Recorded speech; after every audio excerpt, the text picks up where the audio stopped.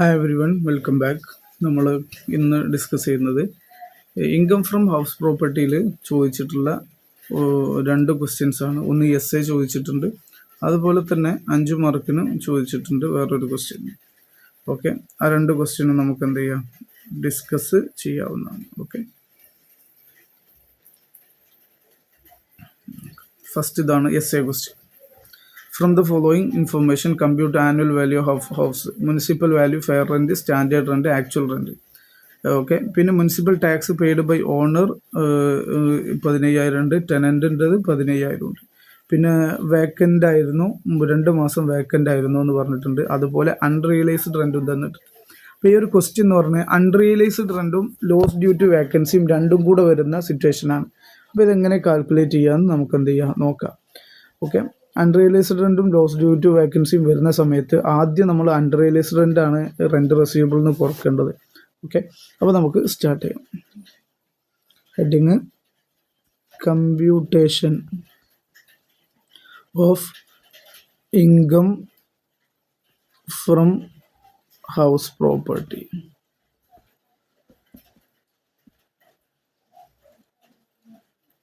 ആരുതാണ് ആദ്യം തന്നിട്ടില്ല. ഓക്കെ, അപ്പോൾ നമുക്ക് സാധാരണ ചെയ്യുന്ന പോലെ എന്ത് ചെയ്യാം, ആൻസറൊക്കെ കംപ്ലീറ്റ് ചെയ്യാം.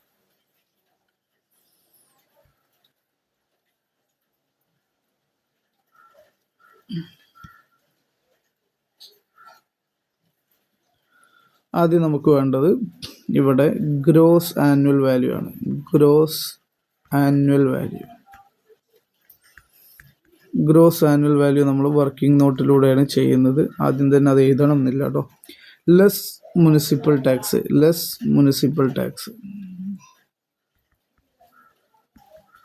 ടാക്സ് പെയ്ഡ് ബൈ ഓണർ ആണ് ഡിഡക്ഷൻ കിട്ടുക. അപ്പോൾ നമുക്ക് കിട്ടുന്ന വാല്യൂവിൻ്റെ പേര് നെറ്റ് ആനുവൽ വാല്യൂ ആണ്. ഈ നെറ്റ് ആനുവൽ വാല്യൂന്ന് നമുക്ക് ഡിഡക്ഷൻ കിട്ടുക എന്താണ്, ഇവിടെ എന്താണുള്ളത്, സ്റ്റാൻഡേർഡ് ഡിഡക്ഷൻ മാത്രമേ ഉള്ളൂ. ഓക്കെ, നെറ്റ് ആനുവൽ വാല്യൂന്ന് സ്റ്റാൻഡേർഡ് ഡിഡക്ഷൻ. അങ്ങനെ ആകുമ്പോൾ നമുക്ക് എന്ത് കിട്ടും, ഇൻകം ഫ്രം ഹൗസ് പ്രോപ്പർട്ടി കിട്ടും. ഓക്കെ, ഇതാണ് ഫൈനൽ നമ്മുടെ ആൻസർ എന്ത് ചെയ്യാം വരാനുള്ളത്.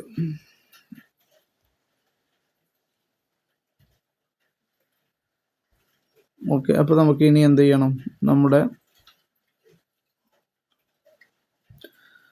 ക്വസ്റ്റ്യൻ ചെയ്ത് തീർക്കാം. അതിനാദ്യം നമുക്ക് ഗ്രോസ് ആനുവൽ വാല്യൂ കാണണം. അപ്പം ഇവിടെ വർക്കിംഗ് നോട്ട് കൊടുക്കുക. എന്താണ് computation of gross annual value,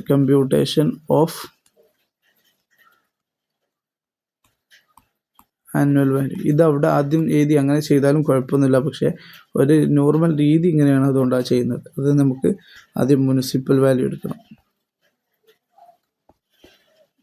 municipal value എത്ര ക്വസ്റ്റ്യനിൽ തന്നെ 2 ലക്ഷം.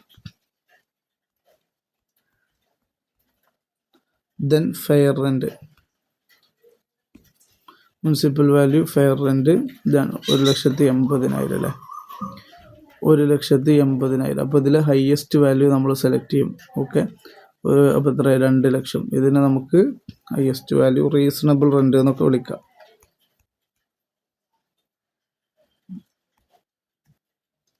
ഓക്കെ, അതും സ്റ്റാൻഡേർഡ് റെൻ്റ് ആയിട്ട് കമ്പയർ ചെയ്യണം. സ്റ്റാൻഡേർഡ് റെൻറ്റ് എത്രയുള്ളത്, 2,50,000 ആണ്.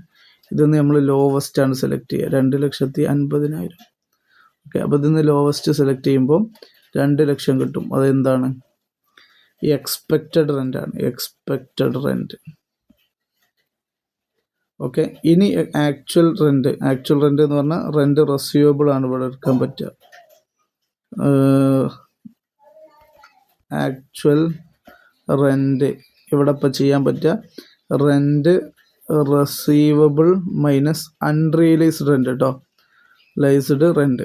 അപ്പോൾ റെൻറ്റ് റെസീവബിൾ എത്രയാണ്, 30,000 ഇൻറ്റു 12 മൈനസ്, എങ്ങനെ കണ്ടത്, ഇതാ 30,000 ഉണ്ട് 12 മാസത്തേക്ക്. അൺറിയലൈസ്ഡ് റെൻറ്റ് എത്ര ഉണ്ട്, 30,000 ഉണ്ട്, മൈനസ് 30,000. അപ്പോൾ എത്ര വരും? 3,30,000 വരും. 3,30,000. ഇതിന്ന് ഇവിടെ തന്നെ ലോസ് ഡ്യൂ ടു വേക്കൻസി കുറച്ചാൽ ആൻസറൊക്കെ കറക്റ്റ് ആയിരിക്കും. പക്ഷേ ഇത് ചെയ്യാൻ വ്യത്യസ്ത ടാക്സ് എക്സ്പേർട്ടുകളുടെ ഇടയിൽ വ്യത്യസ്ത കാഴ്ചപ്പാടുകളുണ്ട്. അതിലിപ്പോൾ ടെക്സ്റ്റ് ബുക്ക് ഫോളോ ചെയ്യുന്ന കാഴ്ചപ്പാടാണ് ഇപ്പോൾ നമ്മൾ ചെയ്യുന്നത് കേട്ടോ. അപ്പോൾ ഇതിൽ ഹയസ്റ്റ് വാല്യൂ സെലക്ട് ചെയ്തു. ഹയസ്റ്റ് വാല്യൂ GAV എത്തിയിട്ടില്ല. Highest value 3,30,000. ഓക്കെ, ഇത് ITR ഫയൽ ചെയ്യുമ്പോഴും ഇതേ മെത്തേഡിലാണ് ഫോളോ ചെയ്യാറുള്ളത്. ബെസ്റ്റ് ഇത് എന്നുള്ള രീതിയിൽ ചെയ്യുന്നതാണ് ഈ ഒരു മെത്തേഡ്.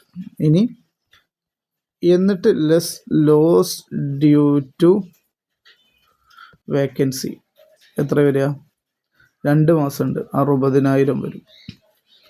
ഇവിടെ ശ്രദ്ധിക്കുക, നേരെ മറിച്ച് ഇവിടെ ഇതായിരുന്നു ഹയസ്റ്റ് വാല്യൂ എന്നുണ്ടെങ്കിൽ ഇവിടെ ലോസ് ഡ്യൂ ടു വേക്കൻസി ഏതെന്ന് ഓർക്കേണ്ടിയിരുന്നു? എക്സ്പെക്റ്റഡ് റെൻ്റ് എന്ന് ഓർക്കേണ്ടിയിരുന്നു. ഇവിടെ ഇപ്പോൾ സെയിം ആയതുകൊണ്ട് വലിയ കുഴപ്പമില്ല. അപ്പോൾ എത്രയായി? 2,70,000 വരും. ഓക്കെ, ഇപ്പോൾ GAV കിട്ടി, gross annual value. Gross annual value കിട്ടി. ഈ ഗ്രോസ് ആനുവൽ വാല്യൂ നമ്മൾ എന്ത് ചെയ്യാണ്? ഇവിടെ ഇതാണ് 2,70,000. Okay, then municipal tax paid by owner മാത്രമേ ഡിഡക്ഷൻ നമുക്ക് കിട്ടുള്ളൂ, ടെനൻറ്റിൻ്റെ കിട്ടൂല. അപ്പോൾ ഇവിടെ എന്ത് ചെയ്യാണ്? ഇവിടെ 15,000 കുറച്ചു. അപ്പോൾ നമുക്ക് നെറ്റ് ആനുവൽ വാല്യൂ കിട്ടും. അത് 2,55,000 ആണ്. ഈ 2,55,000-ൻ്റെ 30% നമുക്ക് എന്ത് കിട്ടുക? ഡിഡക്ഷൻ കിട്ടുക. അപ്പോൾ ഇൻറ്റു 30% ചെയ്യുമ്പം എത്ര കിട്ടും? 76,500 അല്ലേ? 76,500 കിട്ടും. 76,500 ഈ 76,500 കുറച്ച് കഴിഞ്ഞാൽ ഇപ്പോൾ 2,55,000 മൈനസ് 76,500 1,78,500 1,78,500 അങ്ങനെ തന്നെ അല്ലേ? 2,55,000 ഇൻറ്റു 30%, 72,500. ഓക്കെ, 20/100, 76,500. അപ്പോൾ ഇതാണ് ഇൻകം ഫ്രം ഹൗസ് പ്രോപ്പർട്ടി ചെയ്യാനുള്ളത്. 10 മാർക്കിൻ്റെ നല്ലൊരു ക്വസ്റ്റ്യനാണ്. ഈ ക്വസ്റ്റ്യൻ പേപ്പറിൽ തന്നെ എന്തുണ്ട്? ഇവിടെ 5 മാർക്കിന് എന്ത് തന്നിട്ടുണ്ട്? Annual value, net annual value കണ്ടാൽ മതി. അപ്പോൾ ഇവിടെ നേരത്തെ ചെയ്ത പോലെ തന്നെ ചെയ്താൽ മതി. മുനിസിപ്പൽ വാല്യൂ ഫെയർ റെൻറ്റും കമ്പയർ ചെയ്യുക. മുനിസിപ്പൽ വാല്യൂ ഫുള്ള് ഞാൻ എഴുതുന്നില്ല, 1,00,000.